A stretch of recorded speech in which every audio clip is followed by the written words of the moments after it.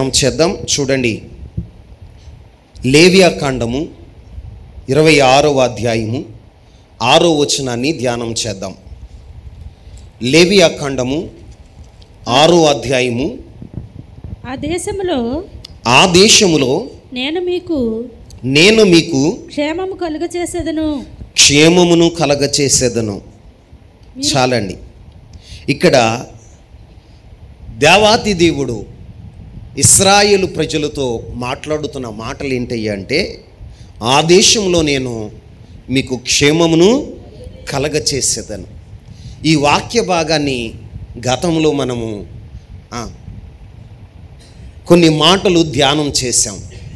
దేవుడు మన దేశంలో, మన గ్రామంలో, మన కుటుంబంలో, మన జీవితంలో క్షేమాన్ని కలగచేయాలి అంటే మనం చేయవలసింది ఏమిటయ్యా అంటే, మన జీవితంలో విగ్రహము చేసుకోకూడదు. ఆమేన్. మొదటిది మనం ఏం చేసుకోకూడదు అంటే విగ్రహమును చేసుకోకూడదు. మన అన్య సహోదరులైతే వారి జీవితాల్లో, వారి కుటుంబాల్లో విగ్రహములు పెట్టుకుంటారు. కానీ క్రైస్తవ జీవితాల్లో హృదయంలో విగ్రహాలు పెట్టుకుంటున్నారని, ఆ హృదయాల్లో ఉన్న విగ్రహాలను కూడా మనం తొలగించే వారుగా ఉండాలని, అప్పుడు దేవుడు మన జీవితాల్లో క్షేమాన్ని ఇచ్చేవాడుగా ఉంటాడని ప్రభువు మాట్లాడాడు. రెండవది, మన జీవితాల్లో ఏం చేయాలి అంటే దేవుని మందిరాన్ని సన్మానించేవారుగా ఉండాలి. ఏం చేయాలి? దేవుని మందిరాన్ని సన్మానించేవారుగా ఉండాలి. ఆయన విశ్రాంతి దినాన్ని ఆచరిస్తూ దేవుని మందిరాన్ని మనం సన్మానించినప్పుడు దేవుడు ఏం చేస్తాడో తెలుసా? మనకి క్షేమాన్ని కలగచేస్తాడు. ఏం కలగచేస్తాడు? క్షేమాన్ని కలగచేస్తాడు. మూడవది, ఆయన కట్టడలను మనం అనుసరించినప్పుడు దేవుడు మనకి క్షేమాన్ని కలగచేస్తాడు. ఏం కలగచేస్తాడు? క్షేమాన్ని కలగచేస్తాడని గడిచినటువంటి వారములో మనకి ప్రభు మాట్లాడి ఉన్నాడు. ఈరోజు కూడా పరిశుద్ధాత్ముడు ఈ మాట ద్వారానే మనతో మాట్లాడునుగాక. చూడండి, మనకు క్షేమం కలగాలంటే మన జీవితంలో మనం ఏం చేయాలి? యోబు గ్రంథము 36వ అధ్యాయము 11వ వచనాన్ని ధ్యానం చేద్దాం. యోబు గ్రంథము 36వ అధ్యాయము 11వ వచనం. వారు ఆలకించి ఆయనను సేవించిన ఎడల తమ దినములు క్షేమముగాను తమ సంవత్సరములు సుఖముగాను వెళ్ళబుచ్చెదరు. ఈ రోజున నీ దినాలు, వాక్యం వింటున్న నా ప్రియమైన సహోదరుడా, సహోదరి, నీ దినములు క్షేమముగాను నీ సంవత్సరములు సుఖముగాను వెళ్ళబుచ్చాలి అంటే నువ్వు చేయవలసింది ఏంటి? ప్రభు అంటున్నాడు, ఆ దేశమందు నేను మీకు క్షేమమును కలగచేస్తాను. నీ దినములు క్షేమంగా, నీ సంవత్సరములు సుఖంగా నీ జీవితంలో ఉండాలి అంటే ఇక్కడ భక్తుడు రాస్తున్నాడు. ఏమనో తెలుసా? 10వ వచనాన్ని చదువుదాం. ఉపదేశము వినుటకై వారి చెవిని తెరవచేయును, పాపము విడిచి రండని ఆజ్ఞ ఇచ్చును. వారు ఆలకించి ఆయనను సేవించిన ఎడల తమ దినములు క్షేమంగాను తమ సంవత్సరములు సుఖముగా వెళ్ళబుచ్చును. ఆమేన్. ఈ 2 వచనాల్లో 3 మాటలు చెప్తున్నాడు. మన జీవితాల్లో క్షేమం ఉండాలన్నా, మన సంవత్సరాలు సుఖవంతంగా సాగాలి అన్నా మనం చేయవలసింది ఏంటయ్యా అంటే, మన జీవితంలో మొట్టమొదటిగా మనం చేయవలసింది ఉపదేశమును వినుటకై వారి చెవులు తెరవబడాలి. ఆమేన్. ఈ రోజున దేవుని సన్నిధిలో ఉన్న నీవు క్షేమంగాను నీ సంవత్సరములు సుఖంగా నువ్వు వెళ్ళబుచ్చాలి అంటే నీ జీవితంలో నువ్వు చేయవలసిన మొట్టమొదటి పని ఏంటంటే ఉపదేశము వినుటకై నువ్వేం చేయాలో తెలుసా? నీ చెవులు తెరిచేవాడగా ఉండాలి. ఏం తెరవాలి? ఉపదేశాన్ని వినుటకు నీ చెవులు తెరవాలి. చాలామంది దేవుని సన్నిధికి వస్తారు, కానీ ఉపదేశానికి వినుటకై చెవులు తెరవని వారుగా ఉన్నారు. ఉపదేశం వినుటకు చెవులు తెరవని వారుగా ఉన్నారు. ఎందుకయ్యా అంటే దేవుని మహిమను చూడకుండా వారి చెవులు ఏమైనవి తెలుసా? మందగిల్లినవిగా ఉన్నాయి. ఎలా ఉన్నాయి? మందగిల్లినవిగా ఉన్నాయి.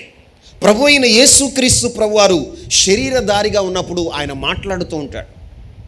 పరిసయ్యులు శాస్త్రులను గురించి మాట్లాడుతూ ఆయన మాట్లాడుతున్న మాట ఏంటో తెలుసా?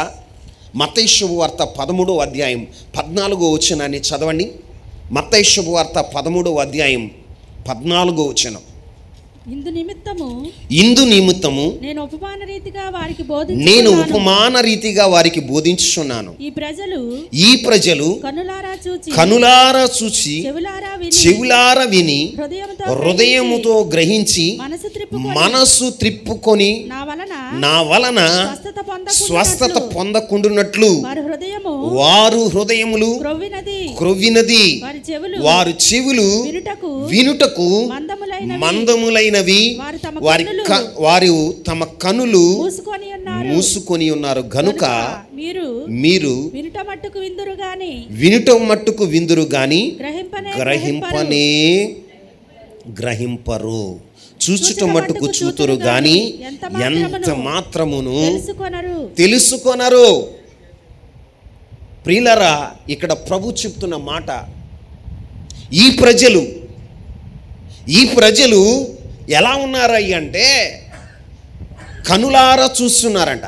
ఏం చేస్తున్నారు?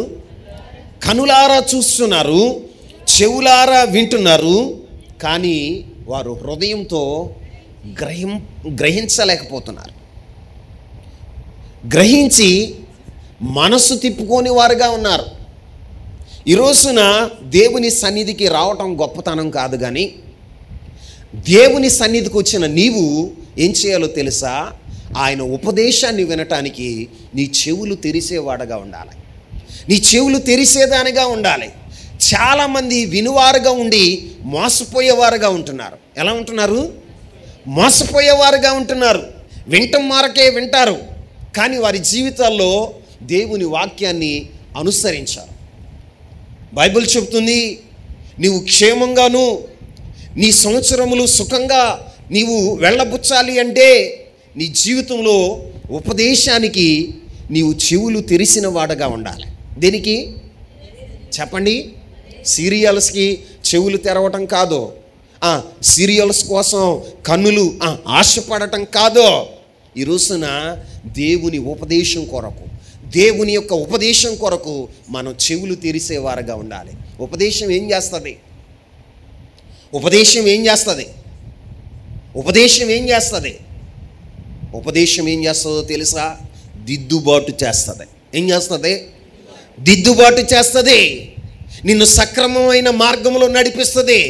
ఉపదేశం ఏం చేస్తుందో తెలుసా? నీవు లోపములను సరిచేస్తుంది.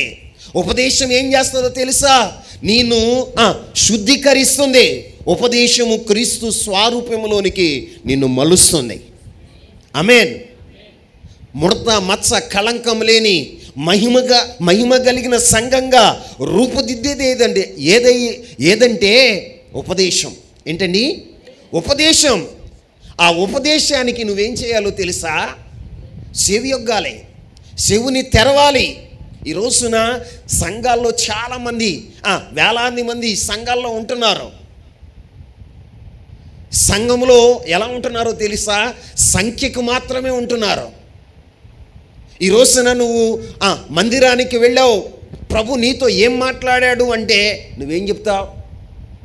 చాలా బాగా మాట్లాడారండి అయ్యగారు, నిజంగా అయ్యగారు మాట్లాడుతుంటే మాకేమనిపించిందో తెలుసా అంటావు. కానీ ఆ ఉపదేశాన్ని గ్రహించట్లా. గ్రహిస్తే నీ జీవితంలో ఏం జరుగుతుందో తెలుసా? ఉపదేశాన్ని నువ్వు అనుసరించగలిగితే, ఉపదేశం కొరకు నువ్వు చెవులు తెరవగలిగితే నీ జీవితంలో ఏం జరుగుతుందో తెలుసా? దిద్దుబాటు జరుగుతుంది. ఏం జరుగుతుంది? దిద్దుబాటు జరుగుతుంది. అందుకే దేవుని వాక్యం ఏం చెప్తుందో తెలుసా? ఉపదేశం వినుటకై నీవు చెవులు నీవు తెరవ చేయాలి. ఆమేన్. ఉపదేశం ఏం చేస్తుంది? దిద్దుబాటు ఏం చేస్తుంది? చెప్పాలి. దిద్దుబాటు చేస్తుంది. మరి దిద్దుబాటుకి నీవు ఇష్టపడుతున్నావా? క్రైస్తవులు దిద్దుబాటు చేసుకోవటానికి ఇష్టపడరండి. క్రైస్తవుడు ఏం కోరుకుంటాడయ్యా అంటే దీవెన కావాలి. ఏం కావాలి? ఆశీర్వాదం కావాలి. ఏం కావాలి? ఆశీర్వాదం కావాలి. కృపావరాలు కావాలి. ప్రియులరా, దీవెన ఆశీర్వాదం కూడా ఎక్కడి నుంచి వస్తుంది అంటే నువ్వు ఉపదేశానికి నీ చెవులు తెరిచి ఉపదేశానుసారంగా నువ్వు నడవగలిగితే, నీ జీవితంలో దిద్దుబాటు చేసుకోగలిగితే దేవుడు నిన్ను కనికరించి ఆశీర్వదించేవాడగా ఉంటాడు. కనికరించేవాడగా ఉంటాడు. ఈ రోజున ఉపదేశం కొరకు చెవులు తెరిచేవారు చాలామంది ఉపదేశం కొరకు చెవులు తెరవట్లేదు. ఉపదేశం ఏం చేస్తుందో తెలుసా? దిద్దుబాటు చేస్తుంది. ఏం చేస్తుంది చెప్పండి? దిద్దుబాటు చేస్తుంది. అందుకే దేవుడు ఏం చేశాడో తెలుసా? సంఘానికి ఉపదేశ క్రమాన్ని నియమించాడు. ఆమేన్. ఏం నియమించాడు? ఉపదేశ క్రమాన్ని నియమించాడు. ఎందుకయ్యా అంటే నువ్వు దిద్దుబాటు చేసుకోవాలి. ఎందుకయ్యా అంటే నువ్వు క్రీస్తు స్వరూపంలోనికి మార్చబడాలి.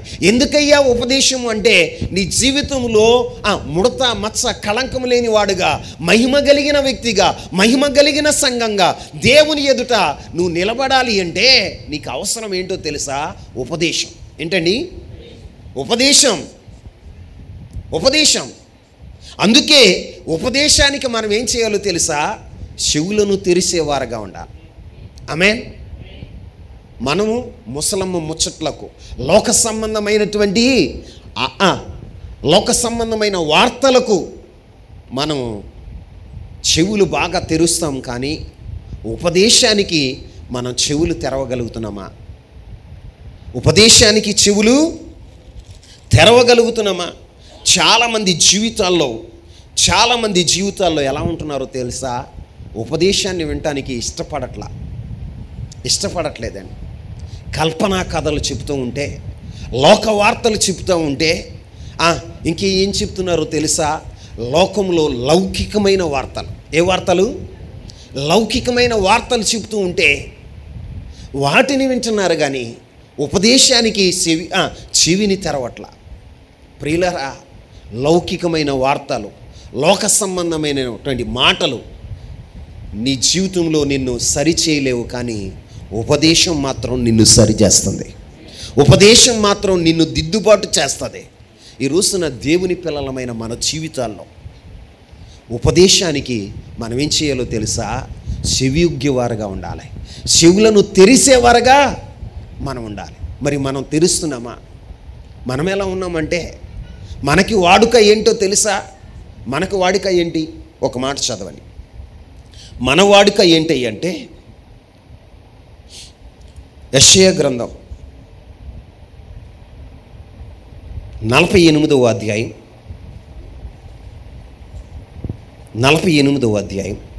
8వ వచనాన్ని చదువుదాం. మరియు నీవు అవి నీకు వినబడనే లేదు, నీకు తెలియబడనే లేదు. పూర్వము నుండి అయ్యా, ఇది కొంచెం సౌండ్ పెట్టు. మరీ తగ్గించే, మాకు తగ్గించమంటే తగ్గించేస్తావు, లేకపోతే ఫుల్ సౌండ్ నాకన్నా ఎక్కువ పెడతావు. మీటింగ్ పెట్టాలి. అవి నీకు వినబడనే లేదు, నీకు తెలియబడనే లేదు. పూర్వము నుండి నీ చెవి తెరువబడనే లేదు. నీవు అపనమ్మకస్తుడివై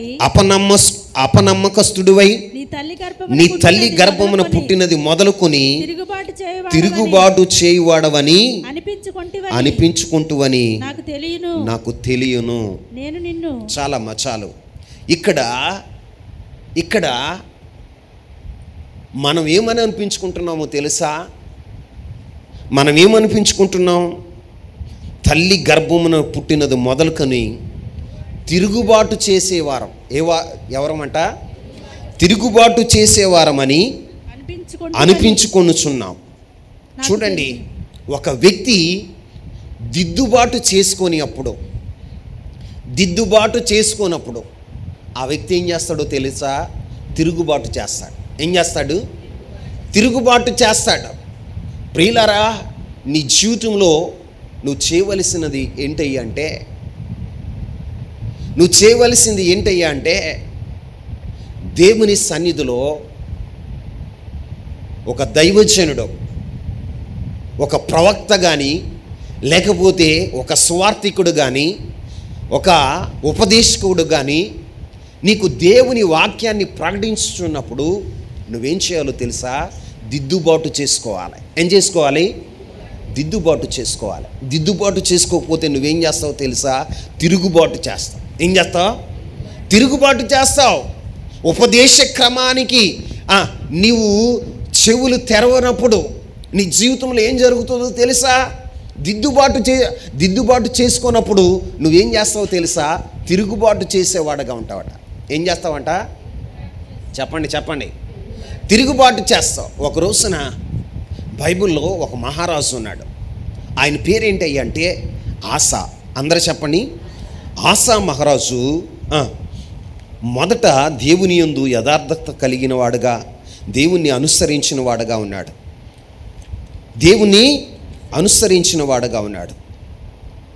అనుసరించిన వాడు ఏం చేశాడో తెలుసా? కొంతకాలం అయిన తర్వాత దేవుణ్ణి నమ్ముకోవటం మానేసి, ఎవరిని? దేవుణ్ణి నమ్ముకోవటం మానేసి అతడు ఏం చేస్తున్నాడో తెలుసా? అతడు ఏం చేస్తున్నాడయ్యా అంటే సిరియా దేశపు రాజు సైన్యాన్ని నమ్ముకున్నాడట. ఎవరిని చెప్పాలందరూ? సిరియా దేశపు రాజుని నమ్ముకున్నాడట. సిరియా దేశపు రాజుని నమ్ముకున్నప్పుడు అతని యొద్దకు ఒక ప్రవక్త పంపించబడ్డాడు. ఎవరు పంపించబడ్డారు? ప్రవక్త పంపించబడ్డాడు.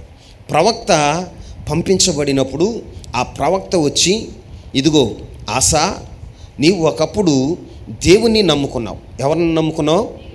దేవుణ్ణి నమ్ముకున్నావు. నువ్వు నమ్ముకున్నంత కాలం దేవుడు నీకు సహాయకుడిగా ఉన్నాడు. ఎలా ఉన్నాడు? సహాయకుడిగా ఉన్నాడు. కానీ ఇప్పుడు నువ్వేం చేస్తున్నావు అంటే దేవుణ్ణి నమ్మకుండా సిరియా దేశపు రాజుని నువ్వు నమ్ముకున్నావు. కాబట్టి ఇప్పుడు నుంచి నీకు యుద్ధములే జరుగును. ఇది మొదలుకొని నీకు యుద్ధములే కలుగునని దీర్ఘదర్శి చెప్తే అప్పుడు ఆసా ఏం చేశాడో తెలుసా? చూడండి, 2వ దినవృత్తాంతాల గ్రంథం 16వ అధ్యాయం 10వ వచనాన్ని చదువుదాం. ఆ దీర్ఘదర్శి అట్లు ప్రకటించినందుకు ఆసా అతని మీద కోపగించి రౌద్రము చూపి అతనిని బందీ గృహములో వేసెను. ఇదియుగాక ఆ సమయమందే ఆసా జనులలో కొందరిని బాధపరిచెను. ఇక్కడ ఒక ఉపదేశాన్ని చేస్తున్నాడు. ఎవరో? దీర్ఘదర్శి. అందరూ చెప్పండి. దీర్ఘదర్శి వచ్చి చెప్తున్న మాట ఏంటో తెలుసా? ఒకప్పుడు దేవుడు నీకు సహాయకుడిగా ఉన్నాడు. నువ్వు దేవుణ్ణి నమ్ముకున్నంత కాలం దేవుని సహాయం చేత రాజులను నువ్వు జయించగలిగావు. ఎవరిని? రాజులను జయించగలిగావు. సైన్యము నీ చేతికి అప్పగింపబడింది. కాబట్టి ఇదిగో ఇప్పుడు ఏం చేసావో తెలుసా? దేవుణ్ణి నమ్ముకోకుండా, ఎవరిని నమ్ముకోకుండా? దేవుణ్ణి నమ్ముకోకుండా సిరియా దేశపు సైన్యాన్ని నువ్వు నమ్ముకున్నావు. కాబట్టి ఇది మొదలుకొని నీ జీవితంలో ఏం కలుగుతాయి అన్నాడు తెలుసా? యుద్ధములు. ఏం జరుగుతాయి అన్నాడు? అప్పుడు ఏం చేయాలి? దీర్ఘదర్శి ఏమని చెప్పాడో తెలుసా? ఇది మొదలుకొని నువ్వు దేవుణ్ణి నమ్మలేదు, నీ జీవితంలో యుద్ధాలు వస్తున్నాయి అని, ఇది మొదలుకొని యుద్ధాలే నీ జీవితంలో జరుగుతాయి అన్నప్పుడు ఏం చేయాలి? ఆసా మహారాజు ఏం చేయాలి? అయ్యో, నేను దేవుణ్ణి నమ్ముకోపోవటం పొరపాటే, నా అవిధేయతే అని దేవుని సన్నిధిలో ప్రార్థన చేయాలి. తన అవిధేయతను ఒప్పుకోవాలి, తన పాపాన్ని ఒప్పుకోవాలి, తన అతిక్రమాన్ని దేవుని సన్నిధిలో ఒప్పుకుని విడిచిపెట్టేవాడుగా ఉండాలి. ప్రభువా నన్ను కనికరించు, పాపం చేసిన మాట వాస్తవం, మనుషులను నమ్ముకున్న మాట వాస్తవమయ్యా, నన్ను క్షమించు అని దేవుని సన్నిధిలో నువ్వేం చేయాలో తెలుసా? నీ పాపమును ఒప్పుకుని నీ జీవితాన్ని దిద్దుకునేవాడగా ఉండాలి. ఏం చేయాలి? దిద్దుకోవాలి. కానీ ఈ యొక్క ఆశారాజు ఏం చేశాడో తెలుసా? దీర్ఘదర్శిని. ఎవరిని? దీర్ఘదర్శిని ఏం చేశాడు? బందీ గృహంలో వేసి బాధపరిచిన వాడుగా ఉన్నాడట. ఏం చేశాడు? చెప్పండి. ఖచ్చితమైన మాటలు చెప్తున్నప్పుడు, సత్యాన్ని ప్రకటిస్తున్నప్పుడు ఆ సత్యం ఏం చేస్తుందో తెలుసా? నిన్ను గాయపరుస్తుంది. ఏం చేస్తుంది? సత్యము నిన్ను గాయపరుస్తుంది, సత్యము నిన్ను సరిచేస్తుంది. ఆ సత్యము విన్నప్పుడు నువ్వేం చేయాలో తెలుసా? ఆ దీర్ఘదర్శికి నువ్వేం చేయాలో తెలుసా? సన్మానించేవాడుగా ఉండాలి. ఏం చేయాలి? నువ్వు సన్మానిస్తున్నావా? ఈ యొక్క ఆసా మహారాజు ఏం చేశాడో తెలుసా? ఆ దీర్ఘదర్శిని తీసుకెళ్ళి బందీ గృహంలో వేశాడు. ఎక్కడ? బందీ గృహంలో వేసెను. రౌద్రుడై ఏం చూపాడట? కోపగించి రౌద్రము చూపి బందీ గృహంలో వేశాడు. ఎక్కడ? నీవు దైవజనుణ్ణి, ఇదిగో ఇది నీ తప్పు జరుగుతుంది, నీ జీవితంలో ఈ యొక్క లోపం ఉంది, నీవు అక్రమం చేస్తున్నావు, ఇదిగో దేవునికి విరుద్ధమైనటువంటి నడతలు నువ్వు నడుస్తున్నావు, నీ ప్రవర్తన బాగోలేదు అని ఒక దైవజనుడు ఉపదేశానుసారంగా ప్రకటించినప్పుడు నువ్వేం చేయాలో తెలుసా? ఆ దైవజనుడిని నీవు గణపరిచేవాడుగా ఉండాలి. గణపరుస్తావా? చెప్పండి. గణపరుస్తామా? ఈ అయ్యగారికి ఎప్పుడు నా లోపాలే కనపడతాయి, ఎప్పుడు నా అవిధేయతలే కనపడతాయి. ఈ అయ్యగారు ఎప్పుడు కూడా నన్ను టార్గెట్ చేసుకుంటాడు. ఎందుకో తెలుసా? నువ్వు ఉపదేశానికి చెవులు తెరిసినవాడో కాదో.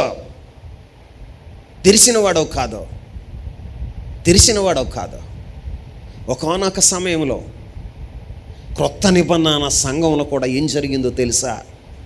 యేసుక్రీస్తు ప్రభువారు చెప్పాడు, వారు చూచుటకు చూసుదురు, వినుటకు మాత్రం విందురు, కానీ హృదయంతో వారు గ్రహించరు. వారి కనులు ఏమైనాయో తెలుసా? వారి చెవులు మందగిల్లినాయి అంట. ఏమైనాయి? మందగిల్ని. యేసుక్రీస్తు ప్రభువారు చెప్పాడు, క్రొత్త నిబంధన సంఘంలో స్తెఫను అనేటువంటి ఓ భక్తుడు ఉపదేశం చేస్తూ ఉంటే ఆ సభలో ఉన్నటువంటి పరిసయ్యులు, శాస్త్రులు, సద్దుకయ్యులు ఏం చేశారో తెలుసా? ఆయన ఉపదేశం చేసి దేవుని దర్శనాన్ని చూస్తున్నాడు, ఆకాశం తెరవబడట చూస్తున్నాడు, పరలోకపు తండ్రి సింహాసనసీనుడై ఉండటం చూస్తున్నాడు. ప్రభు అయిన యేసుక్రీస్తు ప్రభువారు ఆయన కుడి పార్శ్వన నిలబడి ఉండుట ఆయన దర్శనాన్ని చూస్తుంటే ఈ సభలో ఉన్నవారు ఏమంటున్నారో తెలుసా?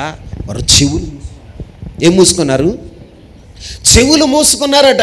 చెవులు మూసుకుని స్తెఫన్ని ఊరి వెలుపులకు తీసుకువెళ్ళి రాళ్ళు పెట్టి కొట్టి చంపేశారు. ఏం చేశారండి? ఉపదేశాన్ని చేస్తున్న స్తెఫన్ని ఏం చేశారో తెలుసా? రాళ్ళు పెట్టి కొట్టి చంపేశారు. వారి ప్రవర్తనలో మార్పు రాలా, వారి జీవితాలు మార్చుకోలేదండి. నీ జీవితంలో కూడా ఈ వాక్యాన్ని వింటున్న నీ జీవితంలో ఉపదేశానికి నువ్వు చెవియొగ్గాలి. ఏ ఉపదేశం నిన్ను గాయపరుస్తుందో, ఏ ఉపదేశం నిన్ను సరిచేస్తుందో, ఏ ఉపదేశం నిన్ను క్రీస్తు యొక్క స్వరూపంలోనికి మలుస్తుందో ఆ ఉపదేశం కొరకు నువ్వేం చేయాలో తెలుసా? నీ చెవులు తెరవాలి. ఏం తెరవాలి? చెవులు తెరవాలి. నీవు దేవుని వలన కనికరం పొందాలి అంటే, నీవు క్షేమంగా ఉండాలి అంటే, నీ జీవిత దినాల్లో నీవు సుఖంగా వెళ్ళబుచ్చాలి అంటే ఉపదేశం కొరకు నీవు చెవులను తెరిచేవాడగా ఉండాలి. బైబిల్లో ఒక మహారాజు ఉన్నాడు. ఆయన పేరేంటయ్యా అంటే దావీదు. చెప్పండి. దావీదు దేవుని హృదయానుసారుడే. ఒక రోజున పొరపాటున తన అవిధేయతను బట్టి పాపం చేశాడు. ఏం చేశాడు? పాపం చేశాడు. బెత్షెబాతో పాపం చేశాడు. ఉరియా భార్యతో పాపం చేసి ఆ పాపం ఎవ్వరికి తెలియకూడదని పాపాన్ని కప్పుపుచ్చటానికి ఉరియాని యుద్ధంలో చనిపోయేటట్లుగా చేశాడు. ఎవరికి తెలియదు ఇది, కానీ దేవుడు చూశాడు. ఎవరు చూశారు? దేవుడు చూశాడు. ఆ దావీదుని దేవుడు ప్రేమించాడు కాబట్టి, దావీదుకి క్షేమాన్ని కలగచేయాలనుకున్నాడు కాబట్టి, దావీదు దినాలు సుఖంగా ఉండాలని దేవుడు కోరుకున్నాడు కాబట్టి నాతాను ప్రవక్తను పంపించాడు. ఎవరిని? నాతాను ప్రవక్తను పంపించాడు. నాతాను ప్రవక్తను పంపించి ఆయనకు ఉపదేశం చేశాడు. ఏం చేశాడండి? ఉపదేశం చేశాడు. ఆ పాపం చేసిన వాడు నీవే అంటే దావీదు ఏమన్నాడో తెలుసా?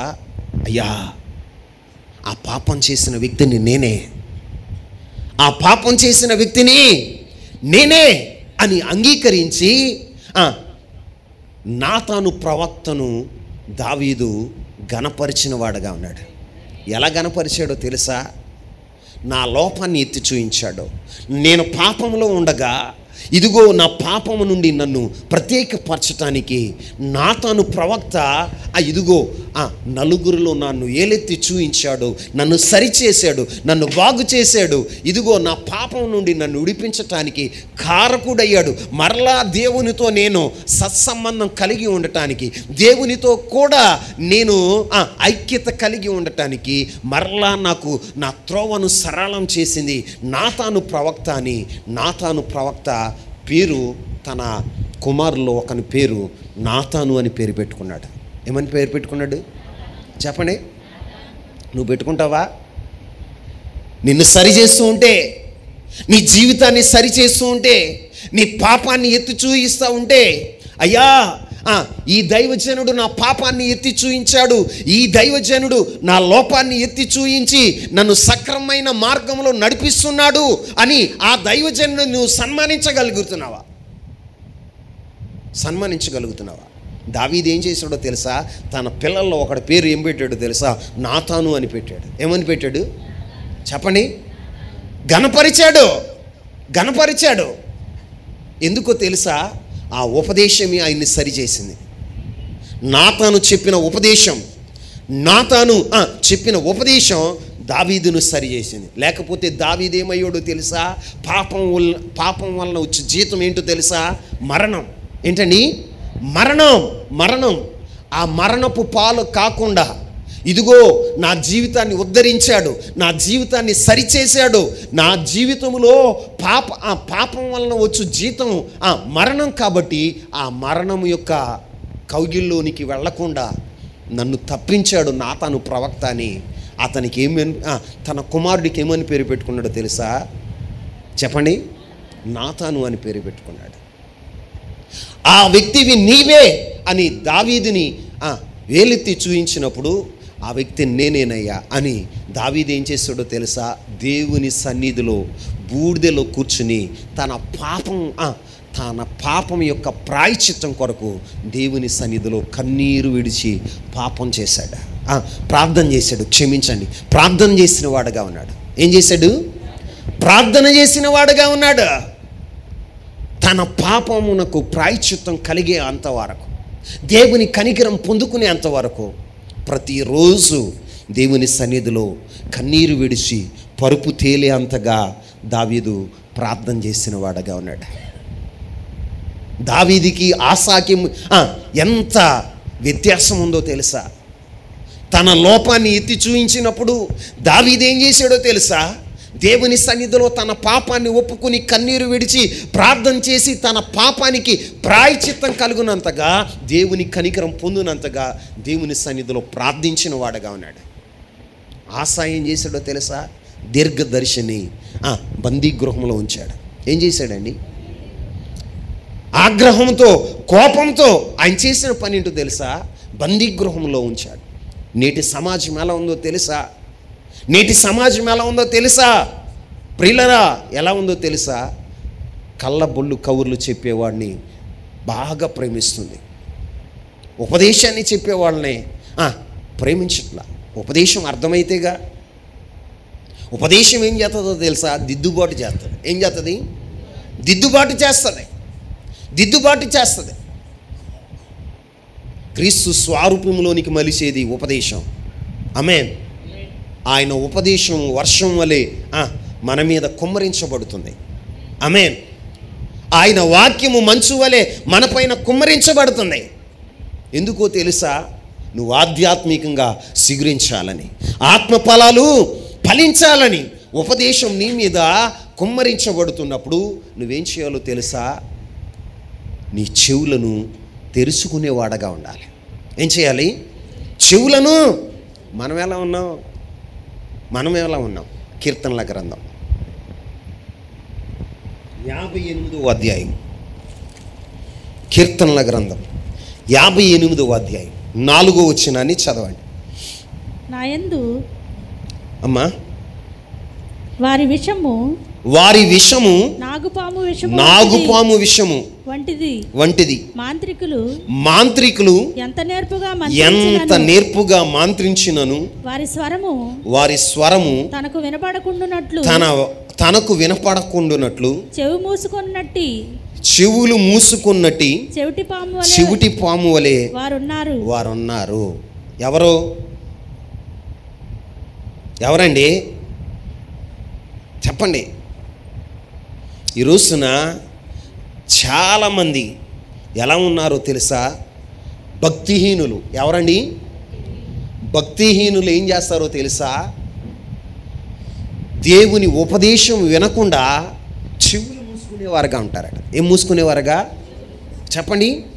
ఉపదేశం వినబడుతున్నప్పుడు వారు చెవులు మూసుకుంటారట. ఇక్కడ రాయబడిన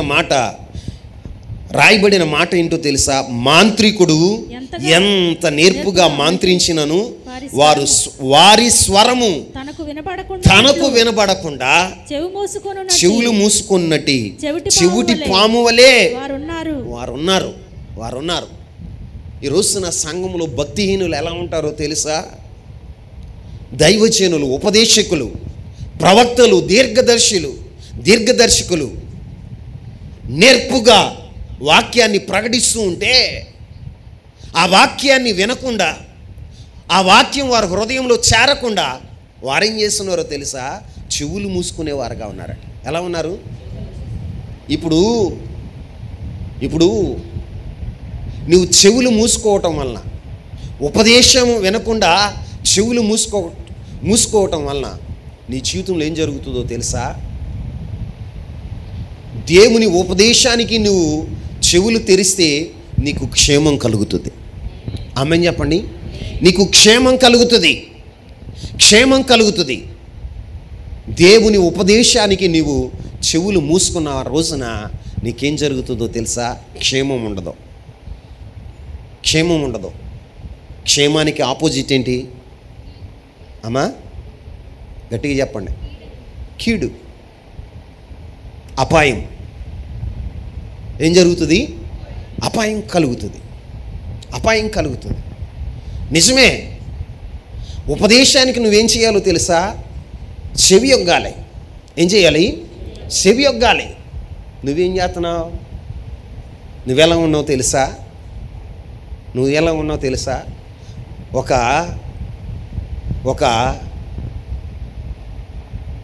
ఒక ఆయనంట కొన్ని పక్షుల్ని పెంచుకుంటున్నాడట. పక్షుల్ని పెంచుకుంటూ వాటికి ఒక ఉపదేశం చేస్తున్నాడట. ఆ ఉపదేశం ఏంటో తెలుసా? వేటగాడు వస్తాడు. ఏం చేస్తాడు? వేటగాడు వస్తాడు, గోధుమలు జల్లుతాడు. లేకపోతే ఏం చల్లుతాడు? వేటగాడు వచ్చి ఏం చల్లుతాడండి? ఆ వేటగాడు వచ్చి ఏం చేస్తాడయ్య అంటే, వేటగాడు వస్తాడు, గోధుమలు జల్లుతాడు, వల పన్నుతాడు, జాగ్రత్త జాగ్రత్త అని ఉపదేశకుడు చెప్తున్నాడంట. ఆ పక్షులను పెంచుకునేవాడు. ఈ పక్షులు ఏం చేస్తున్నాయి, రోజు ఈ యొక్క యజమానుడు మాట అంటే ఏమని, వేటగాడు వస్తాడు, వలలు తెస్తాడు, మీకోసం నూకలు జల్లుతాడు, జాగ్రత్త జాగ్రత్త అని చెప్తున్నాడంట. ఈ పక్షులన్నీ ఏం నేర్చుకున్నాయో తెలుసా? వేటగాడు వస్తాడు, ఏమంటున్నాయి, వేటగాడు వస్తాడు, వలలు తెస్తాడు, నూకలు జల్లుతాడు, జాగ్రత్త జాగ్రత్త అంటున్నాయి అంట. ఏమంటున్నాయి? ఇవి కూడా నేర్చుకున్నాయి. ఏంటి? వేటగాడు వస్తాడు, వలలు తెస్తాడు, నూకలు జల్లుతాడు, జాగ్రత్త జాగ్రత్త అన్న మాటలు ఇవి కూడా కంఠస్థం పట్టినాయి. ఆ వేటగాడు రాగానే, వేటగాడు వస్తున్నాడంట, చెట్టు దగ్గరికి వచ్చి చెట్టు చాటున ఉండగానే చెట్టు మీద ఉన్న పక్షులు అంటున్నాయి అంట, వేటగాడు వస్తాడు, ఏమంటున్నాయి, వేటగాడు వస్తాడు, వల తెస్తాడు, నూకలు వేస్తాడు, జాగ్రత్త జాగ్రత్త అంటున్నాయి అంట. వీడు రోజు వస్తున్నాడు వేటగాడు, ఆ మాటలు అంటున్నాడు. ఏమంటున్నాడు? అరే వీటికి తెలిసిపోయిందే అని ఏం చేస్తున్నాడు తెలుసా? అయ్యో నా ప్రయత్నం అంతా విఫలమైపోతుంది అని నిరాశతో వెళ్తున్నాడట. ప్రతిరోజు ఇవే పాట పడుతున్నాయి అంట. ఏమని చెప్పండి?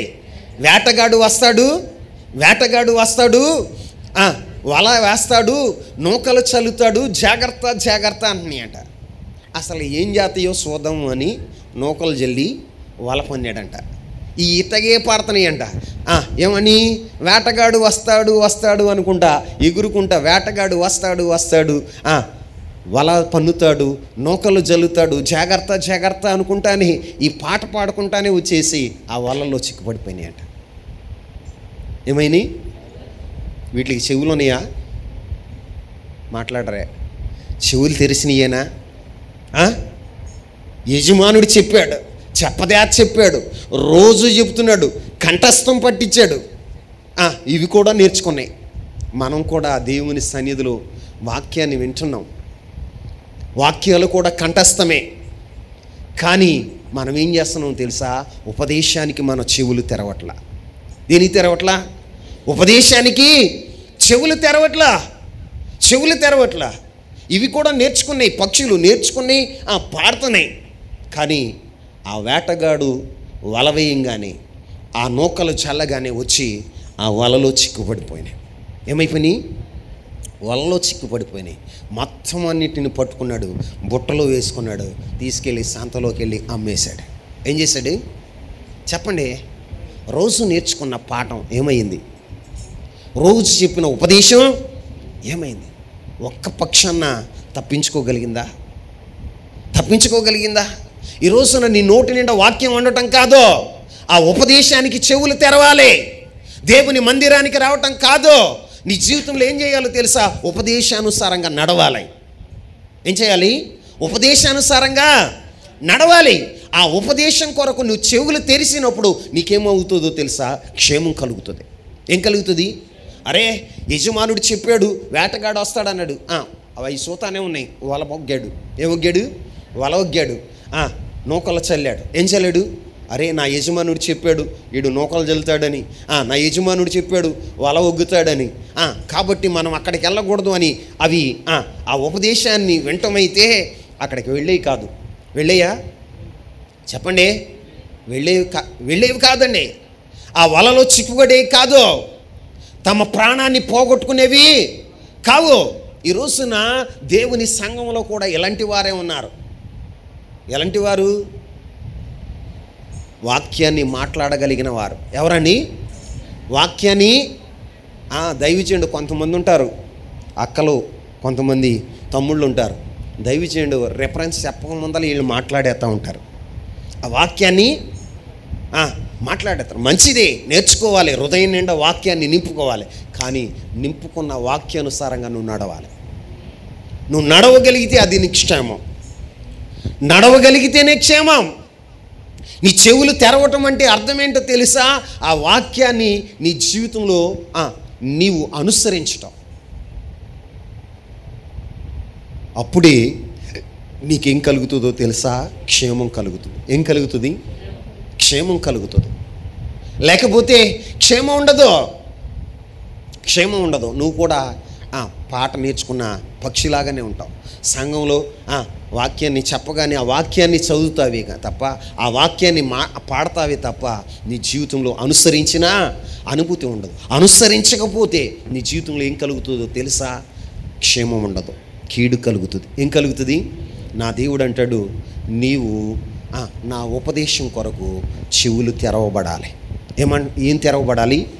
ఉపదేశం కొరకు నీవు చెవులు తెరిసేవాడగా ఉండాలి. చెవులు తెరిసేవాడగా ఉండాలి. చెవులు తెరిసేవాడగా ఉండాలి. ఉపదేశాన్ని నువ్వు అనుసరించాలి. అనుసరించకపోతే నీ జీవితంలో క్షేమం ఉండదు. ఏముండదు?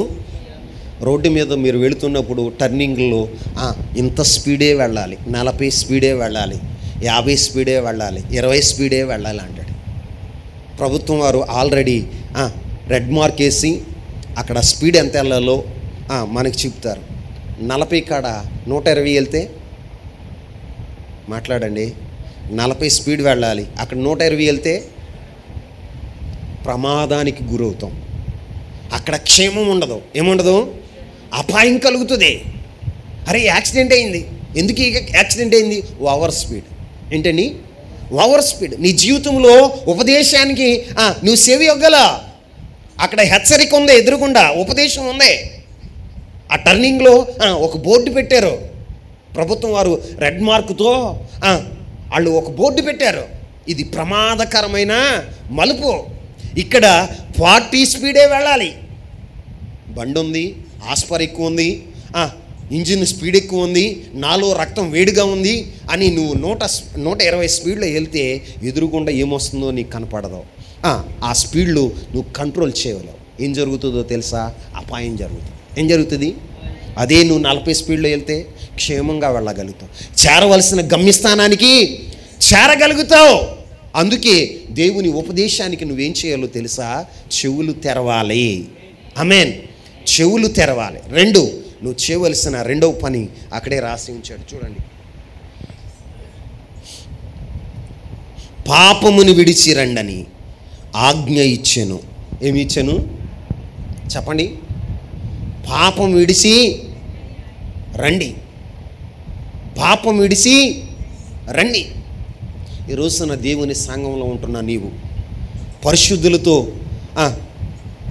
పరిశుద్ధులతో సహవాసం చేస్తున్న నీవు ఎలా ఉంటున్నావు? ఎలా ఉంటున్నావు? ఎలా ఉంటున్నావు? పరిశుద్ధుల మధ్యన, పావురాల మధ్యన కాకి ఉన్నట్లుగా నువ్వు జీవిస్తున్నావా? నువ్వు జీవిస్తున్నావా? నీ జీవితాన్ని సరిచేసుకుంటున్నావా? సరి చేసుకుంటున్నావా? ఈ రోజున ప్రభు అంటాడు, పాపం విడిచిరండి. ఏం విడిచిరండి? పాపము విడిచి రండని ఆజ్ఞ ఇచ్చాను. పాపాన్ని విడిస్తే నీకు క్షేమం. పాపాన్ని విడిస్తే నీ దినములు ఎలా ఉంటాయో తెలుసా? సుఖంగా ఉంటాయి. ఎలా ఉంటాయి? నీ సంవత్సరములు సుఖంగా వెళ్ళబుచ్చుతావు. లేకపోతే పాపం వలన వచ్చే జీతం ఏంటి? మరణం. పాపం వలన వచ్చే జీతం మరణం. దేవుడు ఏమంటున్నాడో తెలుసా? పాపాన్ని విడిచిరండి. ఏమని చెప్తున్నాడు? పాపాన్ని విడిచిరండి. మనం ఏం చేస్తామో తెలుసా? వేషధారులుగా ఉంటున్నాం. ఎలా ఉంటున్నాం? పాపాన్ని విడిచినట్లుగా, పరిశుద్ధత కలిగి ఉన్నట్లుగా. మన రూపం చూస్తే ఎలా ఉందో తెలుసా? సున్నం కొట్టిన సమాధిలాగా. ఎలాగా చెప్పండి? తెల్లగా ఉంది సమాధి. ఎలా ఉంది? తెల్లగా ఉంది. కానీ ఆ సమాధిని తవ్వితే ఏముందో తెలుసా? కుళ్ళిపోయినటువంటి మృతదేహం. ఏముందండి? మృతదేహం ఉంది, కళేబరం ఉంది, కుళ్ళిపోయిన కళేబరం ఉంది. ఈ రోజున నీ జీవితం కూడా అలాగే ఉంది. ఎలా ఉంది అంటే పైకి వేషధారిగా ఉన్నావు. ఎలా ఉన్నావు? వేషధారిగా ఉంది. అయ్యో వేషధారులైన పరిసయ్యులారా, శాస్త్రులారా అంటున్నాడు. ఏమంటున్నాడు? పరిసయ్యులారా, శాస్త్రులారా. ఈ రోజున దేవుని సన్నిధికి వచ్చిన నీవు వేషధారిగా ఉంటున్నావా? లేకపోతే పాపాన్ని విడిచిన వ్యక్తిగా నువ్వు ఉంటున్నావు? పాపాన్ని విడిచినా వ్యక్తిగా నువ్వు ఉండగలుగుతున్నావా? నీవు పాపాన్ని విడవగలిగితే నీ జీవితంలో ఏం కలుగుతుందో తెలుసా? క్షేమం కలుగుతుంది. ఏం కలుగుతుంది? క్షేమం కలుగుతుంది. క్షేమం కలుగుతుంది. లేకపోతే ఏమవుతుందో తెలుసా? ఈ రోజున దేవుని వాక్యం చెప్తుంది, సామెతల గ్రంథం చెప్తుంది. ఏమని చెప్తుందో తెలుసా? 7వ అధ్యాయం, సామెతల గ్రంథం 7వ అధ్యాయం. తీసారా? 7వ అధ్యాయం, 7వ అధ్యాయం, 7వ అధ్యాయంలో ఒక మాట రాయబడి ఉంటుంది.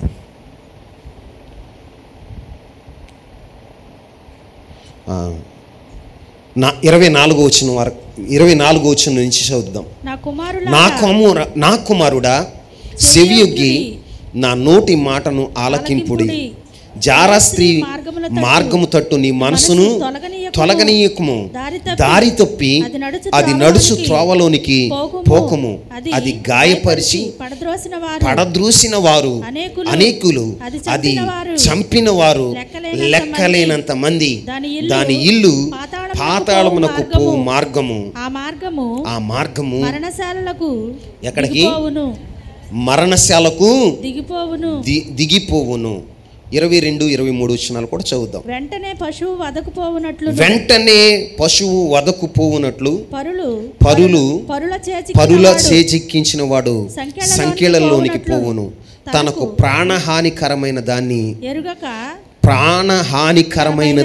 ఎరుగక ఉరియొద్దకు పక్షి త్వరపడునట్లు తన గుండెను అంబు చీల్చు వరకు వాడు దాని వెంట ఏం చేస్తాడట? తన గుండెలో అంబు చీల్చు వరకు వాడు ఏం చేస్తాడో తెలుసా? దాని వెంట వెళ్తాడట. నా ప్రియమైన చెల్లెమ్మ, నా ప్రియమైన తమ్ముడు, దేవుడు పాపం విడిచి రమ్మంటున్నాడు. ఏమంటున్నాడు? నీవు జార స్త్రీ మార్గంలో నువ్వు పోమాకు. నీ శరీరాన్ని అపవిత్రపరచుకోమాకు. ఇదిగో నీ జీవితంలో పాపం ఉన్న మార్గంలో నువ్వు వెళ్ళమాకు. అందుకే ఇక్కడ ఏమంటాడో తెలుసా? కీర్తనల గ్రంథంలో, పాపుల మార్గమున నడువక అపహాస్కులు కూర్చున్న చోటన కూర్చుండక ఏం చేయాలట?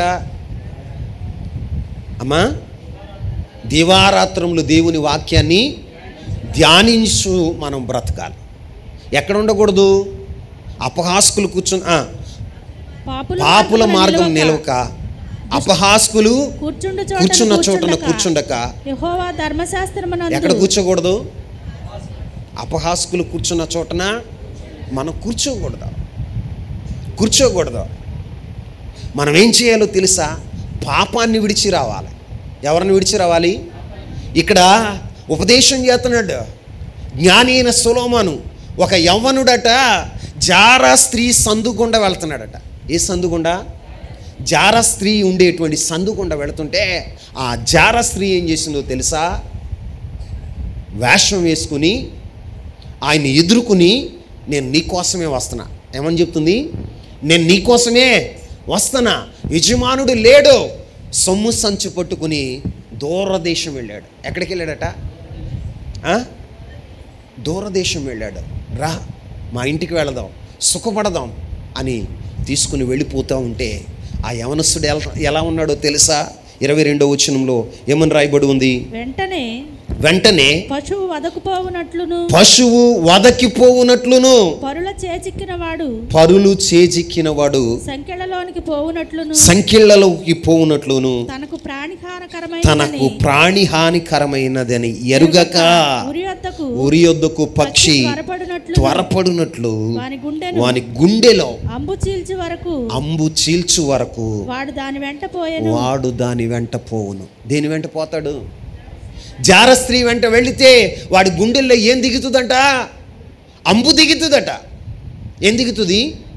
అంబు దిగుతుంది. అంబు దిగిన రోజున ఏమవుతాడు? గుండెల్లో మాట్లాడరా, చచ్చిపోతాడు. ఏమవుతాడు? ఇప్పుడు అంబు దిగితే నిక్షేమమా? అంబు దిక్కుండా ఉండాలంటే నువ్వేం చేయాలి? ఆ త్రోవకు వెళ్లకుండా ఉండాలి, ఆ మార్గంలో పోకుండా నువ్వు ఉండాలి. అందుకే ప్రభు అంటాడు, నువ్వు పాపమును విడిచిరా. దీన్ని విడిచిరా? పాపాన్ని విడిచిరా అని ఆజ్ఞాపిస్తున్నాడు ఆయన. తెలుసో తెలియకో పాపంలో ఉన్నావు, తెలుసో తెలియకో పాపం చేసావు. ఇప్పుడు నా ప్రభు చెప్తున్న మాట ఏంటో తెలుసా? ఆ పాపాన్ని విడు. ఏమైనా ఇవ్వడం అంటాడు, ఆ పాపాన్ని విడు. పాపాన్ని విడిస్తే నీకు క్షేమం. పాపాన్ని విడిస్తే నీ జీవితంలో, నీ సంవత్సరములు సుఖంగా ఉంటాయి. ఎలా ఉంటాయి? సుఖంగా ఉంటాయి. చాలామంది సంఘాల్లోనే ఉంటున్నారు. వారి జీవితాలు ఎలా ఉన్నాయో తెలుసా? పాపంతో నిమగ్నమైపోయి ఉన్నాయి. ఈ రోజున చాలామంది సిస్టర్స్, మీరు బాధపడకూడదు, ఒక మాట చెప్తా, నన్ను క్షమించండి. భర్తలు బ్రతుకు తీరువు కొరకు, కుటుంబ పోషణ కొరకు ఇంటి నుండి బయటికి వెళ్ళినప్పుడు, ఎక్కడికి? ఇంటిని విడిచి బయటికి వెళుతున్నారు. నువ్వు గుణవతివైతే, నువ్వు సుబుద్ధి కలిగిన దానివైతే నీ ఇంటిని చక్కబెట్టుకోవాలి. ఏం చేయాలి చెప్పండి? ఇంటిని చక్కబెట్టుకోవాలి. ఇప్పుడు జారస్త్రీ చేసే పనేంటి? చూడండి 7వ అధ్యాయంలో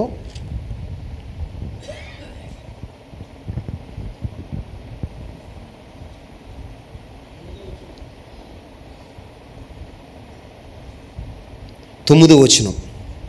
వాడు జారస్త్రీ సందు దగ్గరనున్న వీధిలో తిరుగుచుండెను, దాని ఇంటి మార్గమున నడుచుచుండెను. అంతట వేశ్యావేషం వేసుకొనిన కపటము గల స్త్రీ ఒకతే వారిని ఎదుర్కొని వచ్చెను. ఎక్కడికి వెళ్ళింది? మాట్లాడాలి. సందు దగ్గర కాదు, సంత వీధిలోకి. ఏ వీధిలోకి? ఆ యొక్క సందులోకి. ఎక్కడికి వెళ్ళింది? ఆ మార్గం గుండా వెళ్ళింది. మార్గాల్లో తిరిగేది ఎవరో చెప్పండి? పని పాటలేనోళ్ళు. ఎవరు? ఇప్పుడు భర్త నిన్ను నమ్మి భార్య నిన్ను నమ్మి ఉద్యోగానికి వెళ్ళింది. ఎక్కడికి వెళ్ళింది?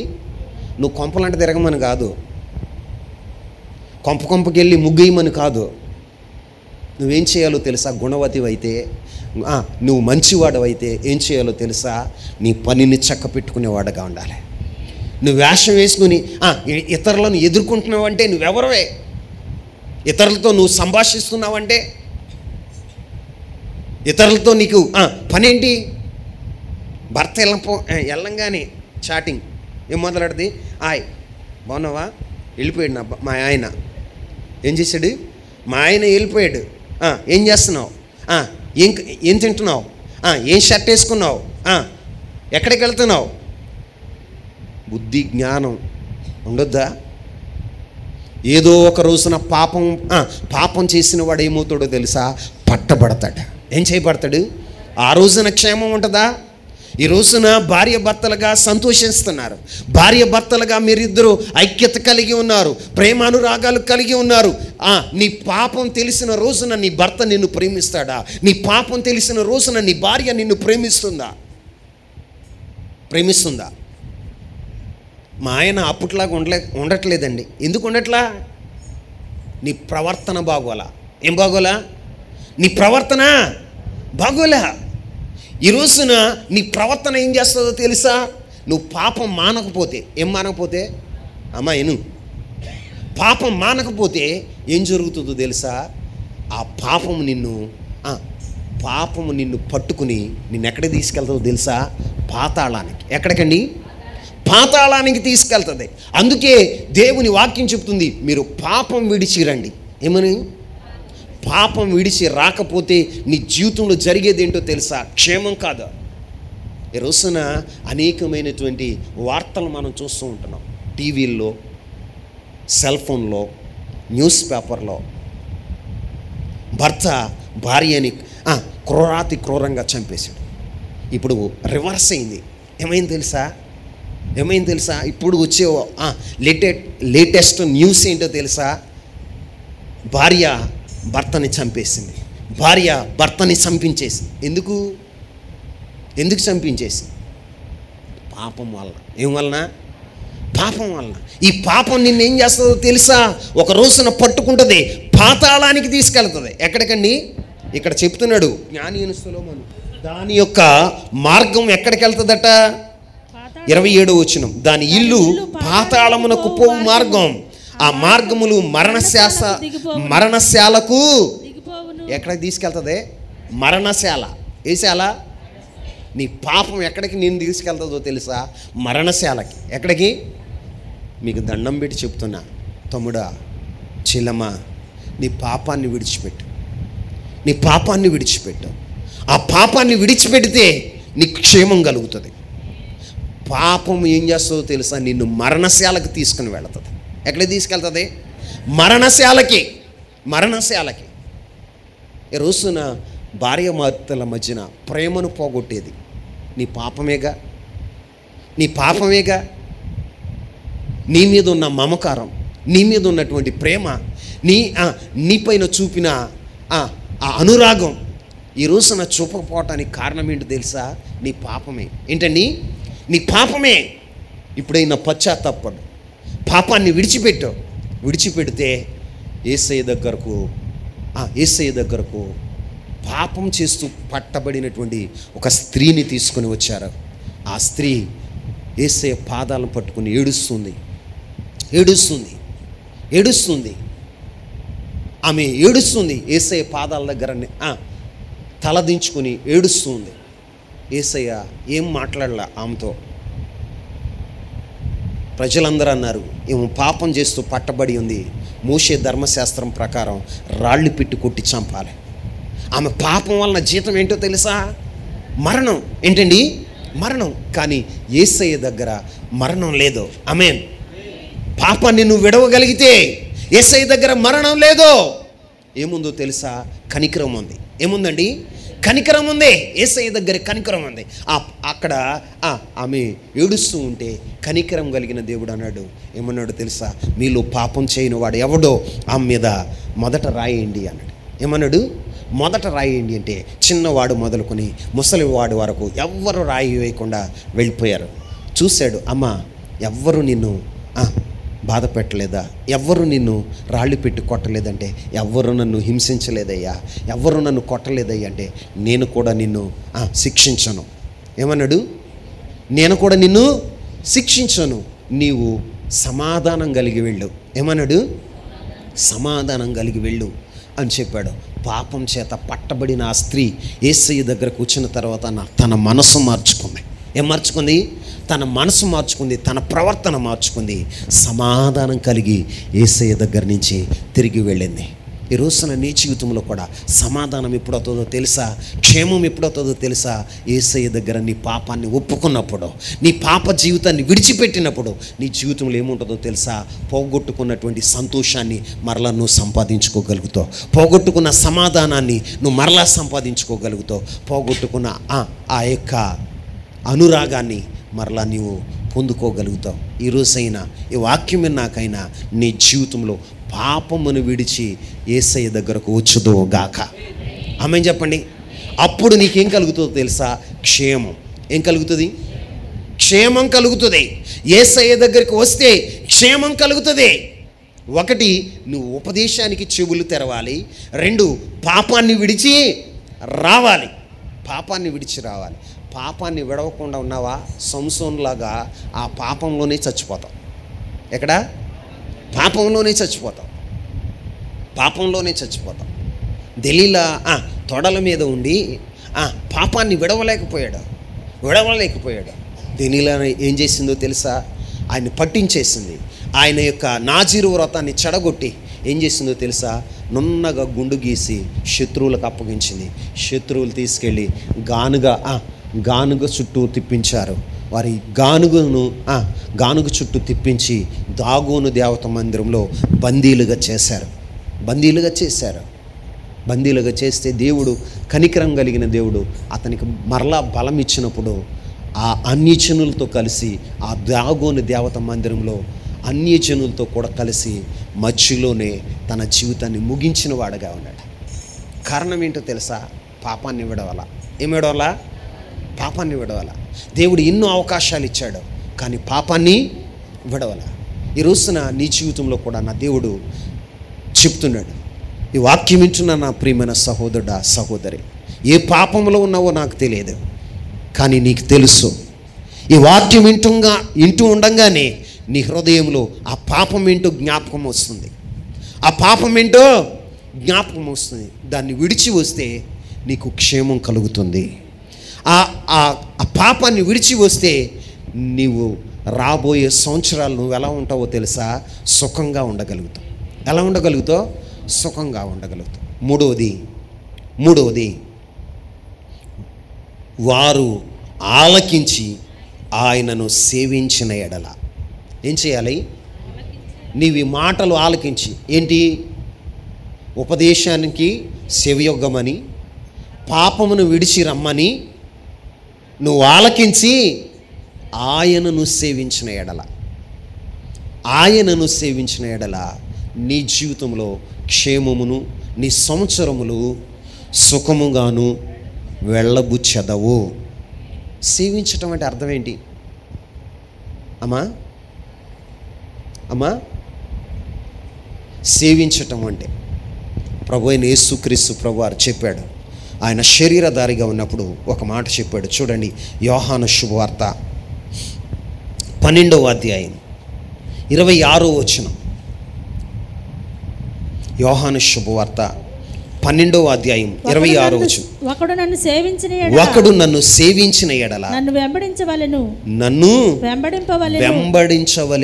అప్పుడు నేను ఎక్కడ ఉందునో అక్కడ నా సేవకుడు ఉండును. ఆమేన్ చెప్పండి. ఒకడు నన్ను సేవించిన ఎడల నన్ను వెంబడించును. ఇప్పుడు నీవు దేవుని సేవిస్తే నువ్వేం చేస్తావో తెలుసా? దేవుణ్ణి వెంబడించేవాడగా ఉంటావు. ఇంతవరకు మనుషులను వెంబడించావు, మతాలని వెంబడించావు, లోక నాయకులను వెంబడించావు. నిజంగా నీవు దేవుని సేవించిన ఎడల నువ్వేం చేస్తావో తెలుసా? దేవుణ్ణి వెంబడించేవాడగా ఉంటావు. ఆమేన్. దేవుణ్ణి వెంబడించేవాడగా ఉంటావు. మతాన్ని కాదు.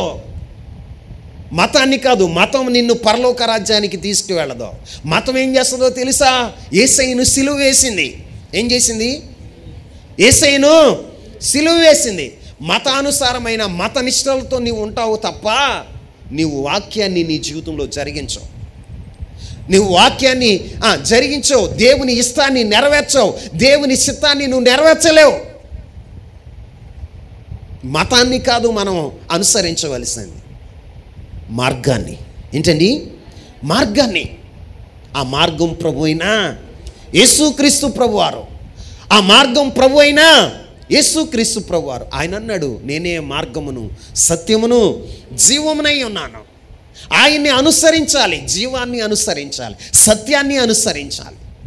యేసుక్రీస్తు ప్రభువారు చెప్తున్నాడు, ఒకడు నన్ను సేవించిన ఎడల నన్ను వెంబడించును. నువ్వు యేసయ్యను సేవిస్తూ ఉంటే, దేవుని నువ్వు సేవించేవాడవైతే నువ్వేం చేస్తావో తెలుసా? దేవుణ్ణి వెంబడించేవాడగా ఉంటావు. ఆమేన్. ఏం చేస్తావు? దేవుణ్ణి నువ్వు నిజంగా సేవిస్తున్నావా? క్రైస్తవుడుగా పిలువబడుతున్నావు, క్రైస్తవురాలుగా పిలువబడుతున్నావు. ఆయన వెంబడించేది ఎంతమంది అండి? ఎంతమంది? లోకాన్ని వెంబడిస్తావు, లోక ఆచారాలను వెంబడిస్తావు, దేవుని వెంబడించవు. ఆయన వెంబడించటం అంటే ఏంటి? ఆయన వెంబడించేవాడు ఎలా ఉండాలండి? ఈ డిసెంబర్ నెల వస్తే చాలు, ఇక 25వ తారీఖున, నవంబర్ 25వ తారీఖున నెలపట్టేస్తారు. ఏం పట్టేస్తారు చెప్పండి? నెలపట్టాం. ఏం పట్టాం? ఎవరిని అనుసరిస్తున్నావు నువ్వు? వాక్యాన్నైనా మతాన్న?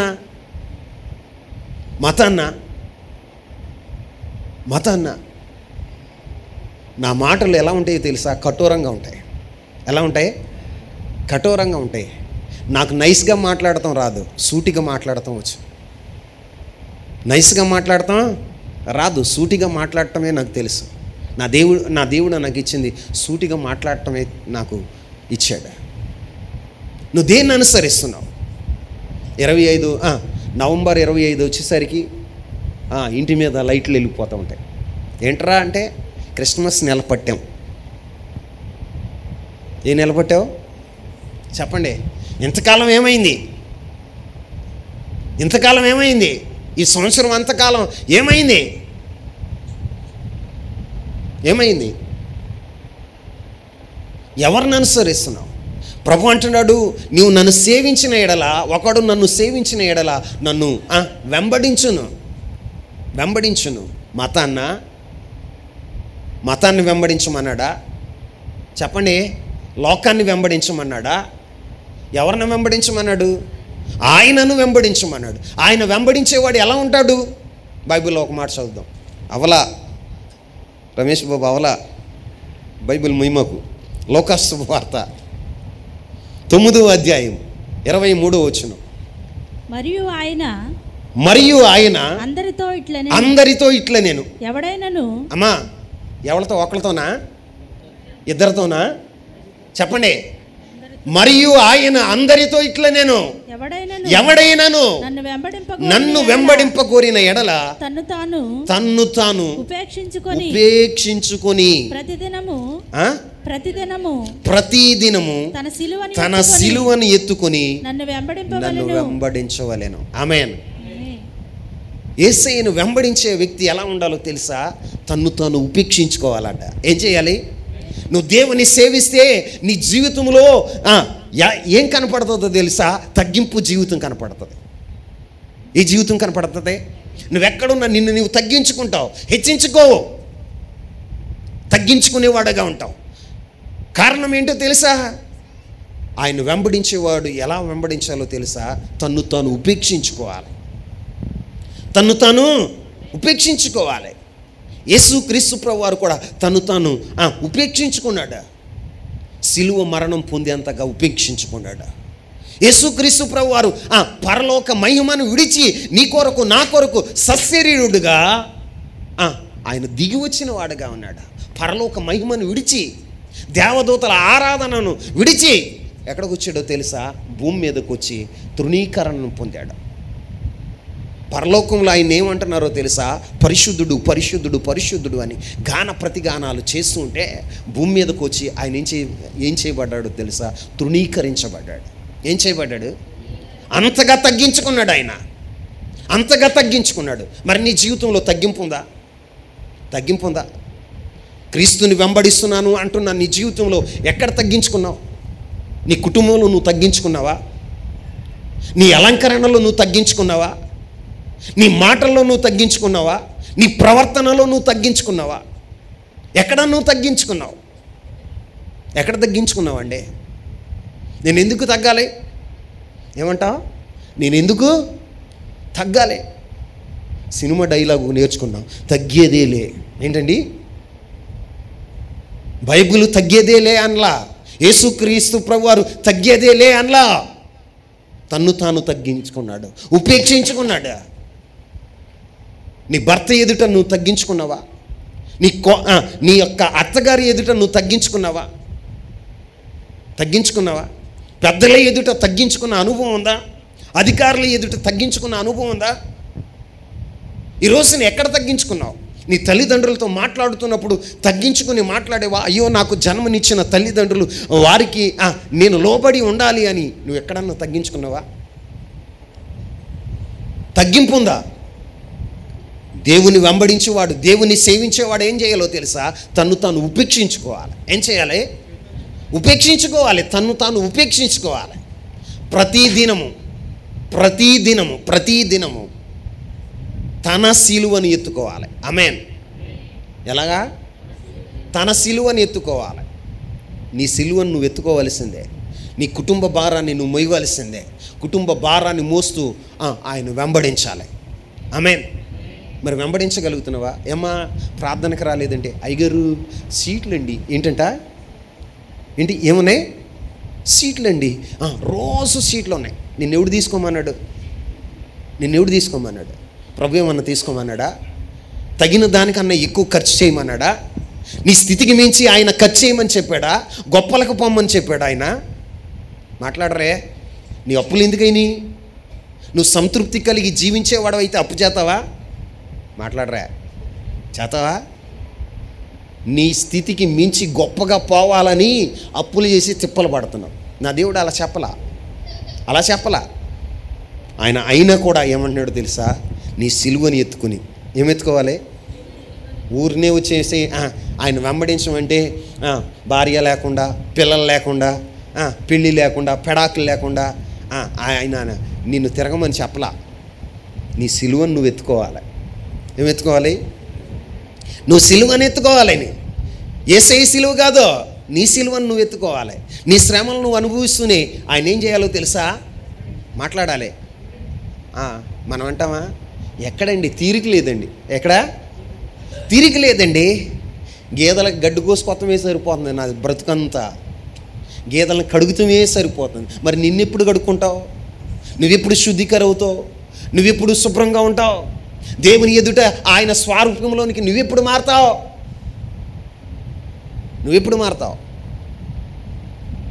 అయ్యా ఏమ్మా రావట్లేదు, పొలాల చుట్టూరు తిరుగుతమే సరిపోతుంది.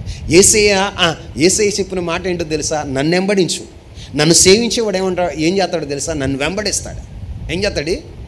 నన్ను వెంబడిస్తాడు. మరి వెంబడిస్తున్నావా? క్రైస్తవుడు పేరుకు మాత్రం సీమోనివి, పేరుకు మాత్రం యోహానివి, పేరుకు మాత్రం ఆంధ్రేయివి, పేరుకు మాత్రం మార్తమ్మవి, పేరుకు మాత్రం మరియమ్మవి. కానీ వెంబడించిన అనుభవం లేదు.